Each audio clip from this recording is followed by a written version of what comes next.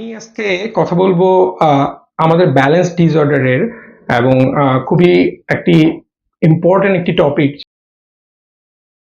Patient যখন আমার কাছে আসে মাথা ঘোরানোর সমস্যার সাথে, পেশেন্টের কিছু সাইকোলজিক্যাল ইভেন্ট থাকে যেগুলো যেমন কনফিডেন্স কমে যাওয়া বা তার তার যে সে যে সুস্থ হবে এই যে বিলিভটা তার তৈরি না হওয়া। সে মনে করে আমি আরো মানে মাথা ঘোরাচ্ছে যেহেতু অনেকদিন ধরে আরো আমি খারাপ হচ্ছি, এবং মাথা ঘোরালে ওই মাথা ঘোরার যে ইভেন্টটা তার সাইকোলজিক্যাল একটি এপিসোড তৈরি হয়ে থাকে, এবং ওই এপিসোড গুলো তার প্যানিক ডিসঅর্ডার হিসেবে কাজ করে। এবং আরো কিছু এংজাইটি রিলেটেড ডিসঅর্ডার আছে যেটি এই ব্যালেন্স ডিসঅর্ডারের সাথে মানে খুবই ক্লোজলি রিলেটেড। ভেস্টিবুলার পেশেন্টের এই সাইকোলজিক্যাল তার যে সমস্যাগুলো, তার যে কষ্টগুলো শুনে এবং ওইগুলোকে ব্যালেন্স ডিসঅর্ডারের পাশাপাশি সুন্দরভাবে চিকিৎসা করা যায়।